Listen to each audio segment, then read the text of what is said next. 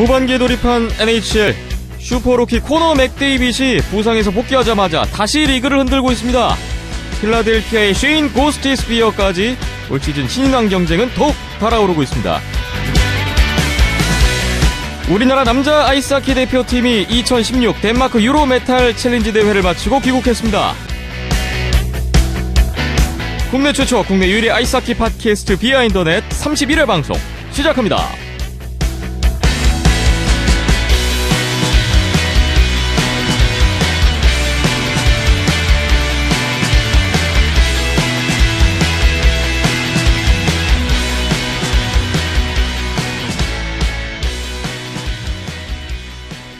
비하인더넷 31회입니다. 2월 17일 수요일 오후에 녹음이 진행되고 있습니다. 저는 김태범이고요.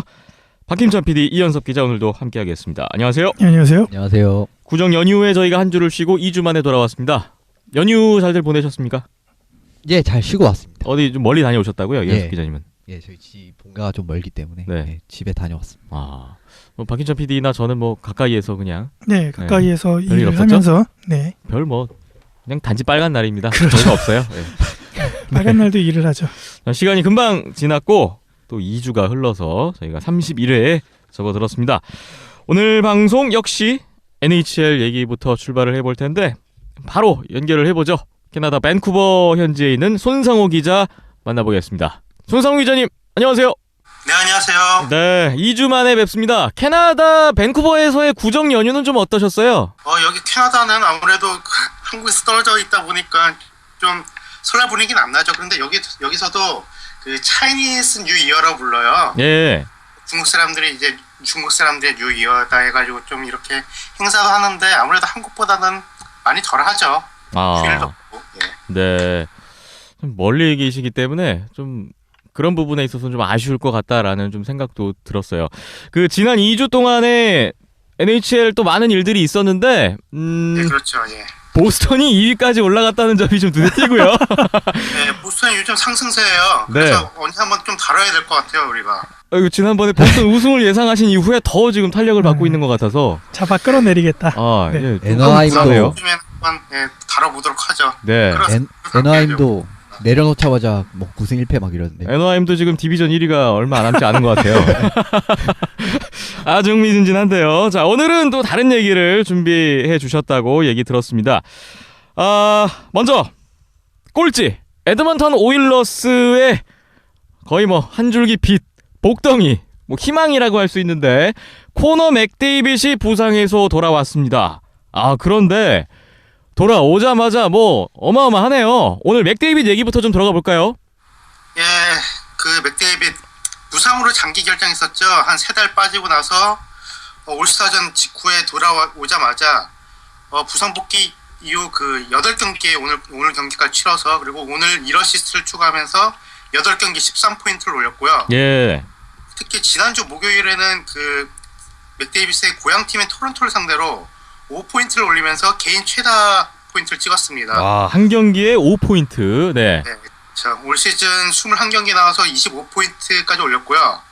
경기 수가 적어가지고 신인들 중에서는 아직 포인트 랭킹이 한 10위권인데 근데 여기서 1위는 파나린이죠. 하지만 네. 그 맥데이빗은 경기당 평균 포인트가 파나린보다도 많이 위고 그래가지고 사실 뭐 3달을 신인 선수한테 무슨 신인상이 가능할까 그랬었는데 신인상 이야기도 솔솔 나오고 있는 것 같아요. 그렇군요.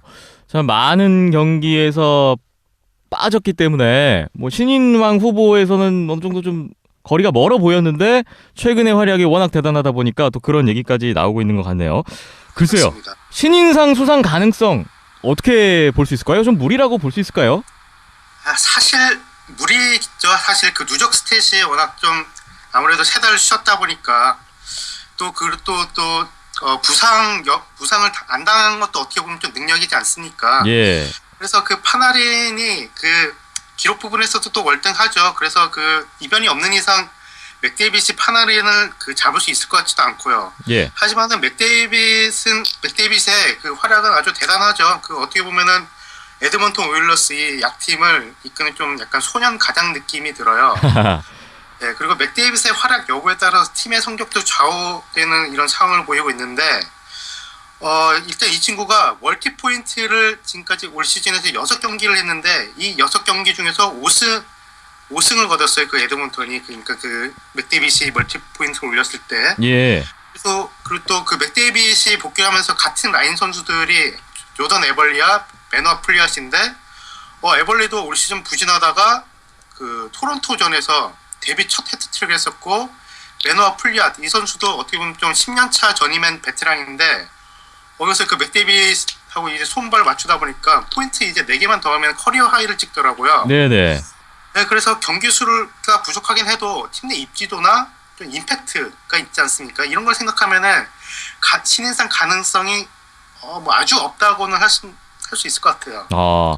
신인상 아직 늦지 않았다. 충분히 가능할 수도 있다. 뭐 이런 말씀이신데요.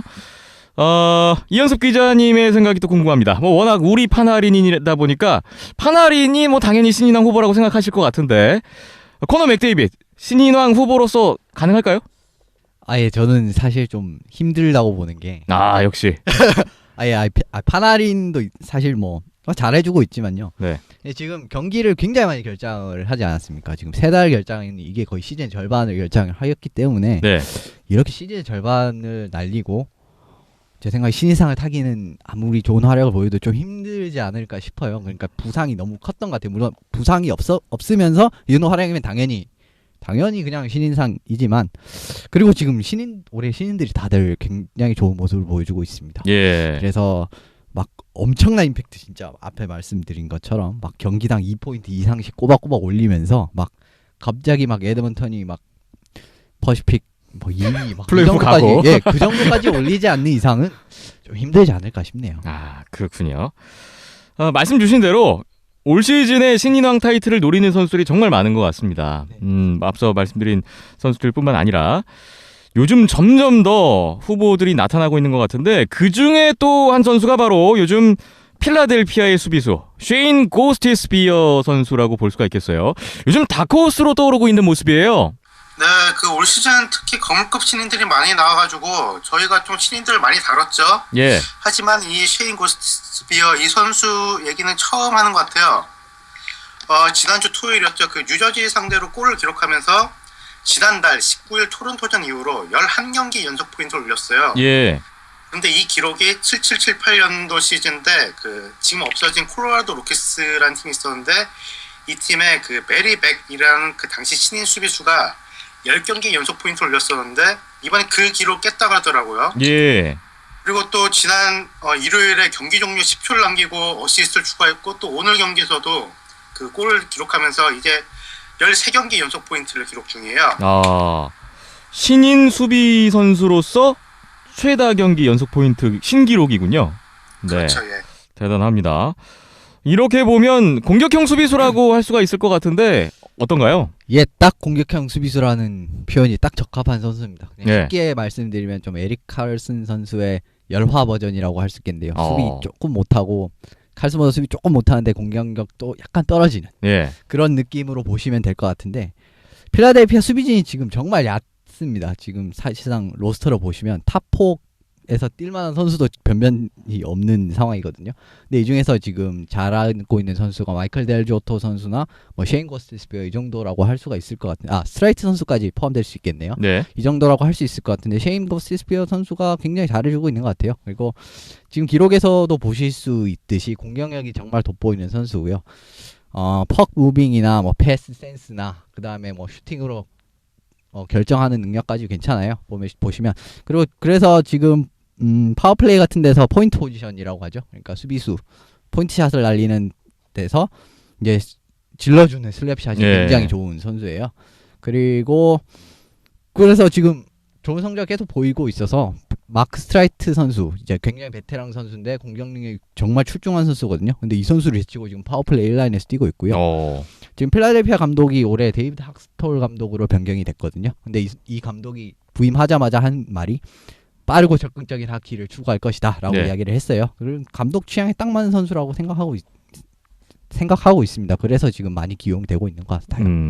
그 팀과의 어떤 궁합도 좋은 것 같고 또 그렇습니다. 감독도 그만큼 좀 잘 활용을 하는 것 예, 같고요. 그렇습니다. 활용을 잘하는 여러 가지로 좀 잘 돌아가고 있는 그런 선수네요. 참 그동안 코너 맥데이빗 우리 파나린 아르테미 파나린이죠. 그렇습니다. 이 선수들 뭐 공격수들 위주로 저희가 좀 많이 언급을 했는데 시즌 프리뷰 때도 뭐 돌이켜 보면 쉐인 고스티스비어 선수 같은 경우는 거의 뭐 얘기를 안 했던 걸로 제가 알고 있는데 예, 갑자기 튀어나온 선수예요. 진짜. 그러게요. 정말. 최근에 아주 부각되고 있는 모습입니다. 손성 기자님. 예, 그야말로 어떻게 보면 갑자기 튀어나왔어요. 원래부터 큰 기대를 받았던 유망주도 아니었고요. 예. 근데 고등학교 때 그 공격력이 좋아가지고 2012년 드래프트 3라운드에 그 필라델피아한테 지명받았지만은 수비수 치고는 피지컬도 약해가지고 그렇게 별로 아주 막 두각을 나타냈던 유망주는 아니었어요. 하지만은 2014년도에 유니언 컬리지라고 거의 알려지지 않는 무명 팀을 그 미국 NCAA 그 대학 리그에서 그 우승을 차지하는데 1등 공신 역할을 했었거든요. 네. 그래서 거기서 그 대회에서 MVP도 탔었고요. 하지만은 그 지난 시즌에 좀 큰 부상을 당하면서 거의 시즌 아웃이 되어서 좀 약간 그 이름이 좀 잊혀졌었는데 올 시즌 그 프리시즌 때 좀 좋은 활약을 보여가지고 좀 존재감을 나타내더니 한 11월 중순쯤에 콜업 돼가지고 아주 좋은 모습 보여주고 있네요. 현섭 씨가 말씀하신 대로 필라델피아 수비진 사정이 아주 좋지 못해요. 근데 그 수비진을 뚫고 기회를 놓치지 않고 바로 자리를 잡은 것 같네요. 참 다른 선수들보다 시즌 중반에 콜업이 됐고 치른 경기 수도 한 20경기 정도 지금 덜 치른 것으로 차이가 나고 있는데요. 하지만 그럼에도 불구하고 지금 30포인트를 넘게 기록을 하고 있다. 이러면 뭐 충분히 지금 신인왕 후보로서 거론이 될 만한 그런 선수가 아닐까 싶습니다. 자, NHL 소식 두 분과 얘기 나누고 있는데요. 잠시 후에 다음 이슈로 넘어가 보겠습니다.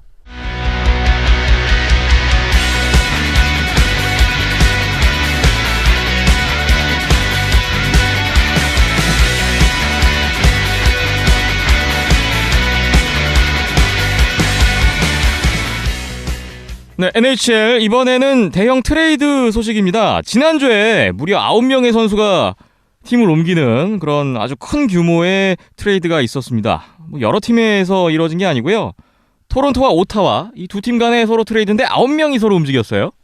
예, 두 팀 라이벌 팀의 트레이드라 약간은 좀 의아한 트레이드였는데 트레이드의 상세 이제 어떻게 옮겼는지 말씀을 드리면요. 예. 토론토에서 이제 주장인 디온 퍼납 선수랑 맷 프레튼, 케이시 베일리, 라이언 루퍼트, 코디 도니 선수가 오타와로 옮겼고요. 예.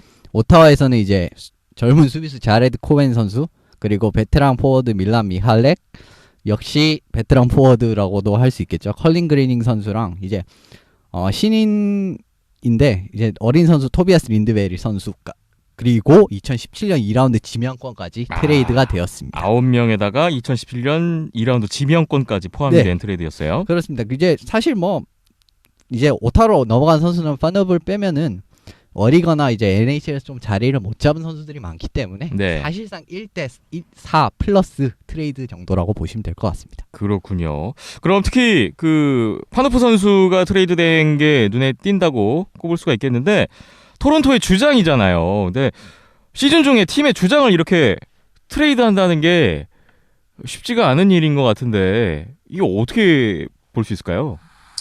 예, 뭐 사실 작년부터 지난 시즌부터 토론토에서 그 파노프 선수를 트레이드한다고 그러면서 그 리빌딩에 박차를 가한다는 루머가 이미 돌고 있었긴 했어요. 예. 그래서 그 파노프 트레이드가 처음 나왔을 때 그 트레이드 소식은 별로 놀랍지 않았는데 그 트레이드 상대가 오타와란 게 정말 놀라웠었어요. 그러니까 그 두 팀의 트레이드는 98년 이후로 뭐 한 거의 20년 만에 처음이라고 하는데 2000년대 초중반만 해도 NHL에서 가장 강력한 라이벌 관계가 바로 오타와 토론토였는데 예. 이 두 팀은 플레이오프에서 3년 연속 맞붙기도 했었고요. 하지만 그 2000년대 중반으로 넘어가면서 좀 둘 다 성적이 좀 약간 안 좋잖아요. 예.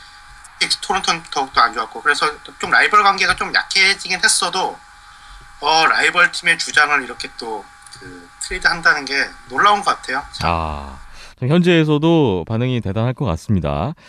제가 전에 듣기로는 이 파노프 선수가 신인 때는 오베치킨이나 크로스비 뭐 이런 선수들하고 같이 이제 거론이 될 정도로 평가가 좋았다고 제가 들었어요. 그런데 이제 뭐 트레이드 카드로까지 활용이 되는 걸 보니까 좀 격세지감도 좀 느껴지고 감회가 좀 남다른 것 같습니다.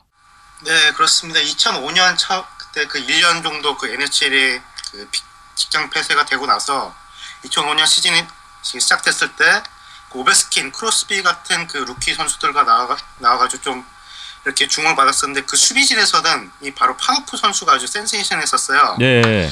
그 캘거리에서 데뷔해가지고 3년 차까지만 해도 그 NHL을 앞으로 한 거의 20년 가까이 이끌어갈 차세대 수비수로 손꼽혔는데 이 선수가 피지컬도 좋고 몸싸움도 정말 그 바디 체킹이 어마어마하고 또 원타이머 그 슬랩 슈팅이 정말 강력한 선수로 이제 그 아주 그 좋은 평가를 받던 젊은 수비수였는데 네. 사실 그 당시 캘거리의 최고 라이벌이었던 저 밴쿠버 팬으로서 저한테도 정말 무서운 존재였고 그 이유 때문에 그 아주 싫어했던 선수이기도 했었어요. 네. 네, 그런데 2000년대 중후반 캘거리가 우승 후보였을 때 그 팀 내 주축 수비수였죠. 그리고 그 3년차 이후로 이상하게 좀 성장은커녕 좀 약간 뒷걸음을 치는데 처음 3년 동안 49, 50, 60 포인트를 올리면서 정말 수비수로서는 정말 어마어마한 포인트를 올렸다가 이제 4년차 들면서 이제 성장 한계를 보여줬고 그리고 예. 2010년에 캘거리가 좀 약간 헐값에 토론토로 트레이드를 했었고 토론토에서도 그 좀 주축 수비수긴 하지만은 그 성장 그 기량이 전혀 성장하지 못하고 오히려 퇴보되면서 그 토론토 팬들한테 원성만 사는 선수가 되어버렸어요. 네. 참 기대를 많이 받고 출발을 했던 선수인데 시간이 흐를수록 많이 아쉬움이 컸던 그런 선수로 좀 기억되고 있네요. 자, 이번 트레이드에 대해서 양팀 팬들의 반응은 어떤지 궁금한데요. 어떤가요? 예, 우선 그 토론토 팬들은 아주 그냥 파노프를 처분한 것만으로도 만세를 부르고 있고요. 네. 네, 뭐 토론토가 받은 선수들이 뭐 누구든 뭐 그냥 상관없어 하는 거 없고 오타와 팬들은 뭐 좋아하는 분들도 있긴 하겠지만은 좀 한 다른 분들은 또 수비진이 가뜩이 약한데 네. 부가은커녕 그 더 약해졌다는 그런 불만을 갖고 있는 분들도 있더라고요. 그렇군요. 이현숙 기자님이 오타와 팬이시잖아요. 네, 그렇습니다. 어떠세요? 예, 저는 개인적으로 이 트레이드 굉장히 만족스럽게 생각하고 있습니다. 왜죠? 이제 펀업 같은 선수 사실상 이렇게 이제 출장 시간 같은 것도 그렇고 이 정도 선수를 영입하기가 좀 쉽지 않거든요. 근데 지금 오타와는 공격진에서 약간은 이제 비스무리한 선수들이 많기 때문에 네. 그런 선수들을 넘기면서 이제 뭐 이 정도 수비수 받아온 건 저는 만족스럽게 개인적으로 생각하고 있습니다. 그렇군요. 자, 트레이드 된 지가 한 일주일 이상 지금 지나고 있고요. 이 선수들이 지금 현재 어떻게 자리를 잡고 있는지도 궁금합니다. 잘 되고 있나요, 파누프 선수? 예, 그 이제 넘어온 다음 날 디트로이트전이 있었어요. 근데 거기서부터 이제 바로 출전을 했거든요. 예. 근데 그 첫 경기부터 이제 디트로이트 주장이 세테베리한테 아주 수모를 당하면서 골을 먹어서 이제 뭐랄까 좀 호된 신고식을 치렀는데 그 이후로부터는 괜찮은 모습을 계속 보여주고 있습니다. 지금 4경기에서 3포인트를 기록을 하고 있고 출장 시간도 점점 늘어가고 있어요. 예. 뭐 캐머런 감독이 이제 처음에 이 선수를 영입하고 난 다음에 이제 그 발표를 할 때 한 말이 많은 출장 시간을 이제 보장할 수 있으면서 이제 많은 시간을 책임져 주면서 이제 팀 내 이제 어린 수비수들한테 좋은 모범이 되는 이제 예를 들면 뭐 연습 때에 열심히 하는 모습이라든지 이런 거를 다 생각을 하고 한 영입이라고 이야기를 했기 때문에 그 부분에서는 확실히 기대에 맞는 모습을 보여주고 있는 것 같습니다. 네, 다른 선수들은 어떤 모습이? 예, 이제 토론토로 넘어간 선수들을 살펴보면은 이제 제레드 코엔이랑 밀란 미할렉 선수는 부상이에요 지금. 그래서 아직까지 데뷔전을 치러지는 못했고요. 린드베리 선수는 바로 마이너 토론토 말리스, 이제 토론토 메이플리프스의 이제 AHL 산하 구단인 거기에 바로 합류를 해서 경기를 뛰고 있다고 소식을 들었고요. 컬린 그린 선수만 지금 데뷔를 했습니다. 예. 이 선수가 오타와에서 굉장히 재계약을 한 뒤로부터는 전혀 중용되지 모습을 보여주지 못했어요. 근데 그 한을 풀듯이 지금 토론토에서는 굉장히 좋은 모습을 보여주고 있거든요. 출장 시간도 늘고 있고 파워플레이에서도 활약을 해주고 있는 모습을 보여주고 있어요. 기본적으로 스케이팅이 굉장히 좋은 선수라 활용도가 높은 선수이기 때문에 밥콕 감독이 잘 쓰고 있는 것 같습니다. 그리고 최소한 이제 다른 선수들이 부상에서 돌아올 때까지는 그린 선수가 부상 공백을 잘 메워줄 것 같네요. 그렇군요. 토론토와 오타와 트레이드를 단행한 후에 뭐 이렇게 말씀 주신 변화들이 일어나고 있습니다. 팀 운영에도 변화가 예상이 되는데 어떤 것들이 있을까요? 네, 토론토는 사실상 셀러리 덤프예요, 이거는. 그래서 그 파노프에게 앞으로 4년 넘게 그 1년당 700만 달러 줘야 되는데 어쨌든 이 파노프를 처분하면서 자금적으로 아주 여유가 생겼고요. 예. 그리고 올 시즌 이후로 FA가 되는 그 슈퍼스타죠, 템파베이의 그 스탬코스 하고 그 링크가 계속 뜨고 있어요. 그래가지고 이번 시즌 끝나면 스탬코스를 잡으려고 아주 많은 노력을 할 것 같아요. 예. 그리고 그 반면에 오타와는 취약점이 수비진이었지 아무래도. 근데 그 파네프라는 좀 올스타급 이 수비수를 영입하면서 수비진을 보강했고요. 또 에릭 칼슨하고 파노프 이 두 선수가 파워플레이 유닛으로 나오면 정말 강력하긴 할 것 같아요. 정말. 예. 근데 한편으로는 칼슨도 아주 공격적인 선수잖아요. 정말 이 선수가 수비수가 맞나 할 정도로 정말 공격적인 선수인데 이 선수에다가 또 약간 그 수비진에서 좀 약간 약한 모습을 보이고 있는 파노프까지 오면서 좀 리스크도 좀 있어 보이긴 하지만은 그래도 이렇게 또 거물급 수비수, 그 올스타급 수비수 2명을 이제 영입한 오타와는 그래도 앞으로 계속 달릴 것 같네요. 그래도. 네. 앞으로 누가 이 트레이드에서 또 웃을지는 시간이 좀 지나봐야 될 것 같습니다. 자, 이제 트레이드 데드라인이 2주 정도 얼마 남지 않았습니다. 뭔가 또 있겠죠, 앞으로. 예, 며칠 뒤에. 예, 어떤 트레이드들이 나올지 또 기대를 하면서 기다려 보겠습니다. 오늘 여러 가지 소식 감사드리고요. 손성 기자님 이만 보내드려야 될 것 같습니다. 네. 네, 한 주 동안 잘 보내시고 보스턴의 행보와 함께 저희도 흥미롭게 NHL을 네. 보고 다음 주에 뵙겠습니다. 네, 다음 주에 뵙겠습니다. 네, 오늘 고맙습니다. 네, 감사합니다.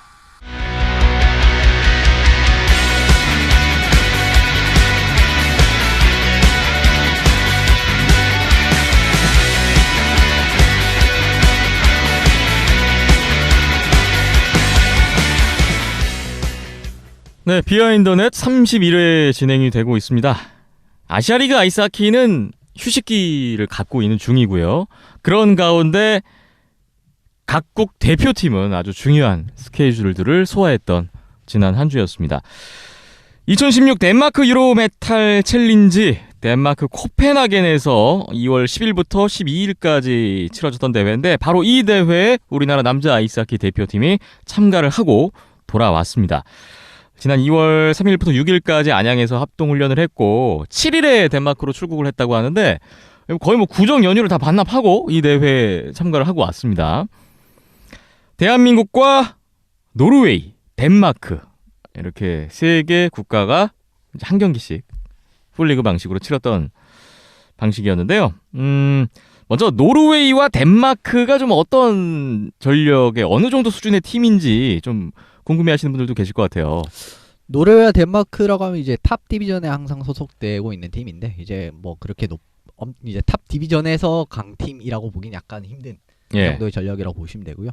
이번에 로스터를 확인해 봤을 때는 KHL 선수들까지 많이 포함된 로스터가 보였어요. 그래서 양 팀 다 거의 한 뭐 1.25군에서 1.5군 정도의 진영이 나오지 않았나 싶습니다. 근데 뭐 NHL 선수들이 다 빠졌기 때문에 그거는 조금 감안을 하고 보셔야 되는 부분은 맞죠. 네, 그러니까 일단 뭐 세계 랭킹상으로는 노르웨이가 11위고 덴마크가 15위고, 예, 우리나라가 23위니까 뭐 확연히 실력 차는 인정을 하고 들어가는 그런 모습이었는데요. 또 우리나라는 이번 대회 거의 뭐 정예 멤버라고 꾸렸다고도 볼 수 있다는 얘기가 있었어요. 예, 뭐 대명 상무에 이제 신영일 선수나 이영준 선수가 부상으로 빠졌던 부분을 제외하면은 뭐 대신 들어간 권태환 선수나 신상우 선수도 뭐 만만치 않은 선수들이기 때문에 거의 베스트 멤버였죠. 그렇습니다.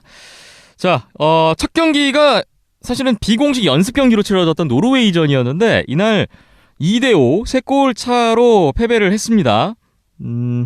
신상우 선수, 라던스키 선수가 한 골씩을 기록을 했었고요. 그리고 이제 본격적인 공식 경기가 그 다음날 다다음날이었는데 2월 11일 현지 시간으로 목요일에 다시 노르웨이와의 경기에서 1대3, 그리고 다음날 덴마크와의 경기에서도 역시 2골 차였습니다. 0대2로 패배를 했습니다.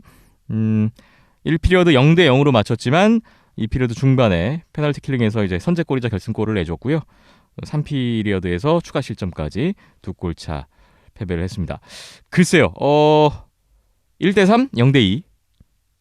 우리보다 당연히 한 수 위인 윗전력의 팀들을 만나서 2골차 패배로 결과가 나왔습니다. 이 결과를 두고 여러 가지 평가들이 나오고 있는데 뭐 잘했다, 뭐 놀라운 성과다 이런 얘기를 하시는 분들도 있고 또 다른 얘기를 하시는 분들도 있어요. 여기 계신 두 분은 이번 대회 두 경기 내용을 갖고 어떻게 느낌을 받으셨는지 궁금합니다.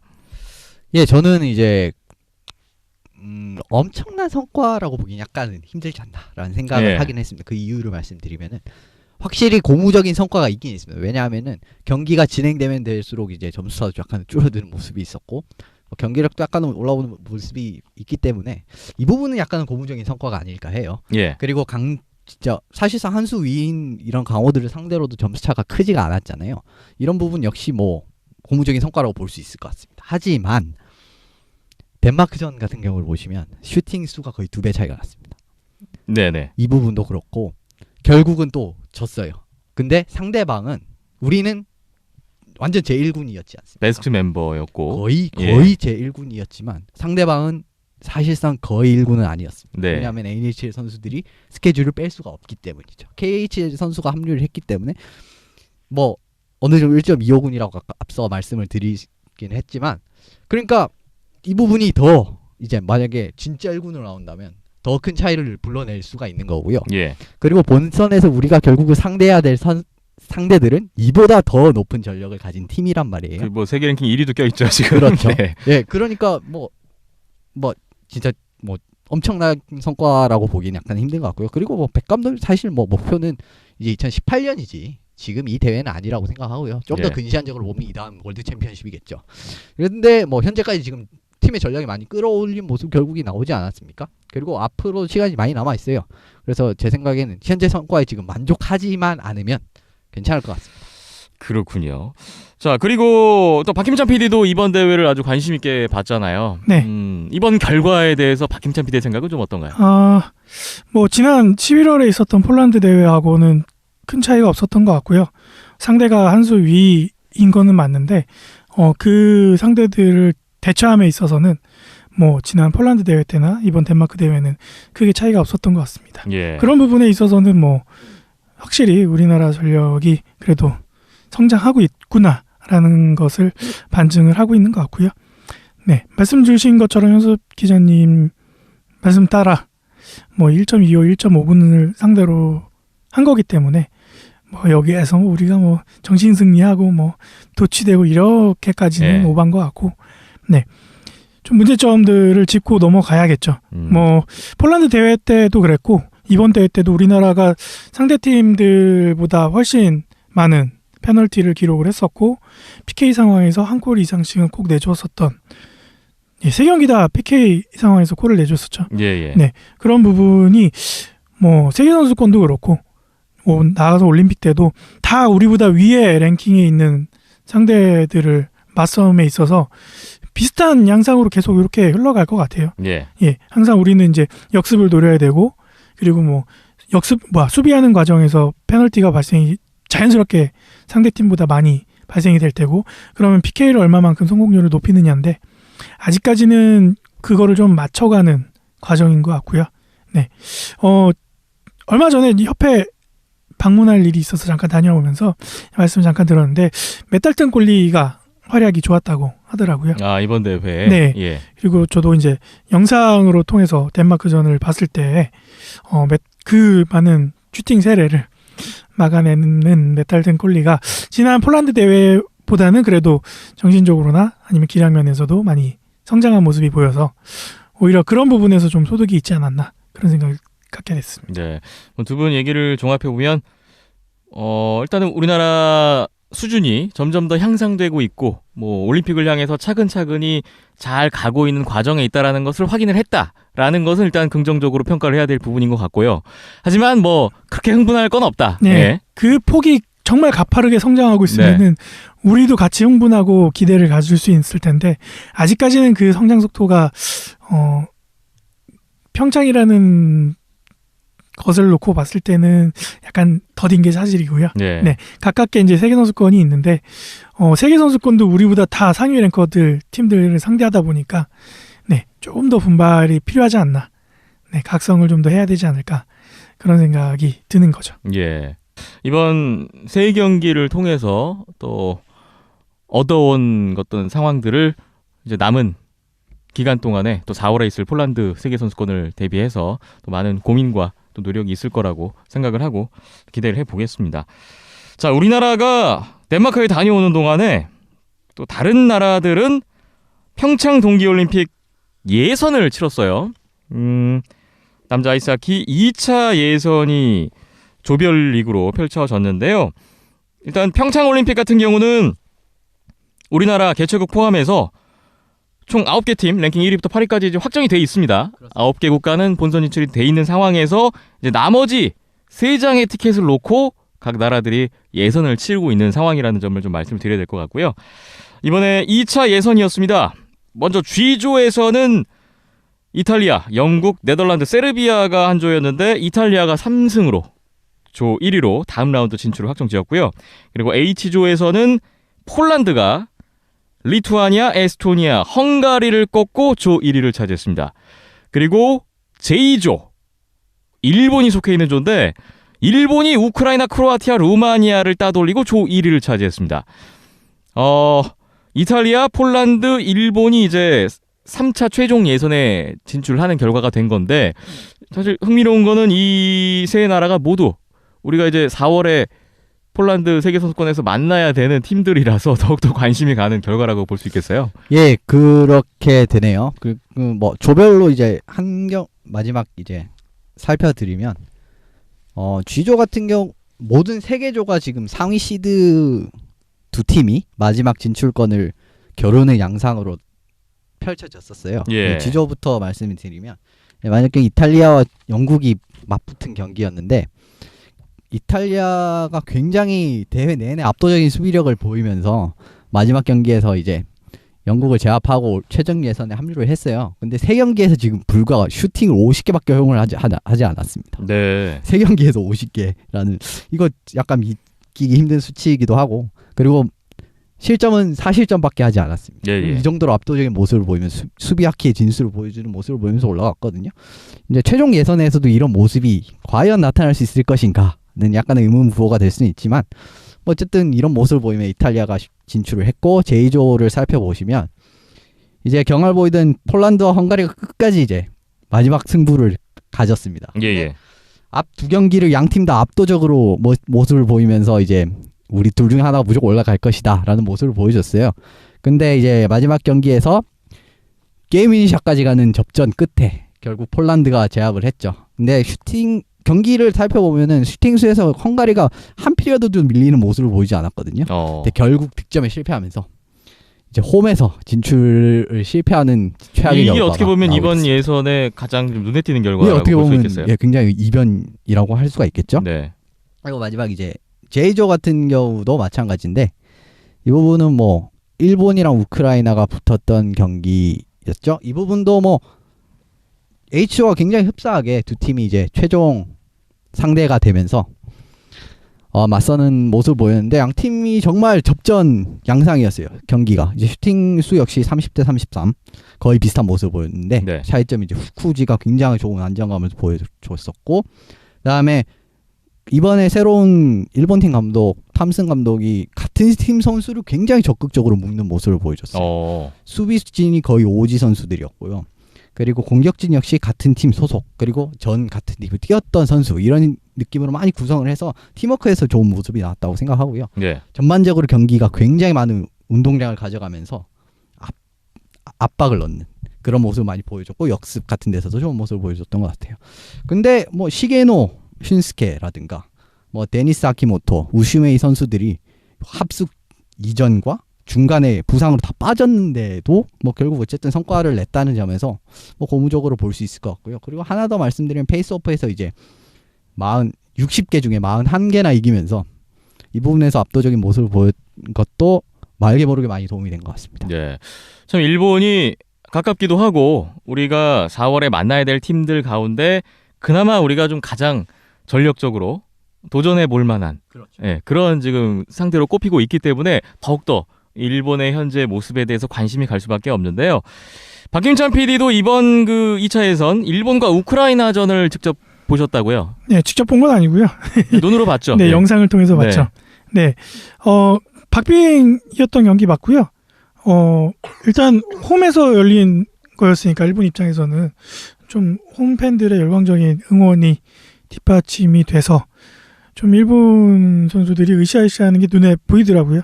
네, 그리고 특유의 뭐 고향 세계선수권 우리 했을 때도 직접 보면서 감탄을 했던 거지만 그때나 지금이나 정말 지치지 않는 체력과 빠른 스피드 그리고 막 엄청난 활동량 이런 것들이 그대로 유지가 되면서 우크라이나 수비진을 좀 흔들어 놨던 게 눈에 띄었고요. 네. 순간적인 역습 상황에서 공격 숫자가 갑자기 확 불어나면서 수비 숫자보다 2배, 3배 이상 가져가는 모습이 인상적이더라고요.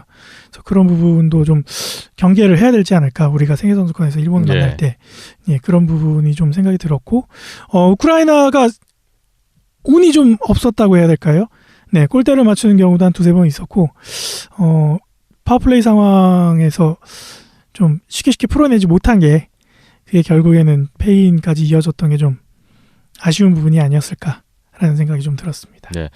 우리가 일본 만나면 좀 어떤 부분을 두드려야 된다고 보세요?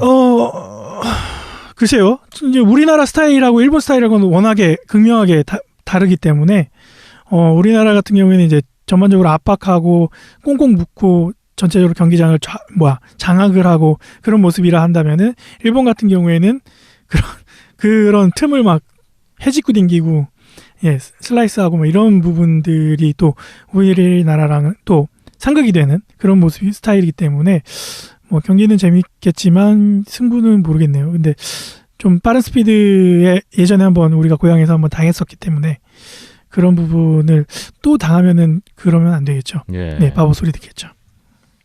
예, 근데 이번 보면은 생각보다 일본이 강한 압박 같은 부분에서도 좋은 모습을 굉장히 보여줬고 열심히 뛰는 모습 그러니까 활동량 자체가 굉장히 많았기 때문에 생각보다 굉장히 버거운 상대가 될 수도 있을 것 같아요. 그리고 예. 이번에 톰슨 감독 체제가 이제 약간 마홍 감독이랑은 약간은 다른 부분이 있을 수도 있기 때문에 그 부분을 그러니까 예전이랑 비슷할 거다라고 생각하고 덤벼들었다가는 그런 거에 약간 당할 수 있지 않을까. 하지만 뭐 백 감독님 그런 스타일이 아니기 때문에 철저한 분석을 한다면 또 뭐 약점 찾아내고 백 이러면 감독님은 또 상대를 철저하게 파헤쳐 놓는 것도 네. 잘 하시니까요. 그런 네. 약점 같은 거 찾아내면 또 공략법은 분명히 있을 것 같습니다.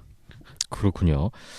자, 이번 2차 예선을 통과한 일본, 폴란드, 이탈리아가 3차 최종 예선으로 가는데요. 최종 예선은 9월 1일부터 4일까지 예정이 돼 있습니다.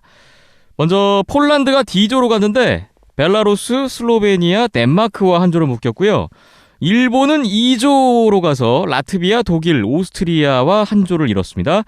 그리고 이탈리아는 F조, 노르웨이, 프랑스, 카자흐스탄과 묶였네요. 그러니까 여기서 각 조의 또 1위 팀만이 올림픽에 갈 수가 있는데 산 넘어 산입니다. 네.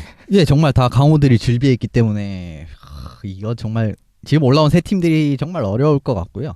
사실상 이탈리아가 뭐 순위가 가장 높았기 때문에 올라올 거 당연하다고 생각, F조에 다 들어갈 거라고 생각하는 거 보면 지금 반사이글 본 쪽은 일본이고요. 예.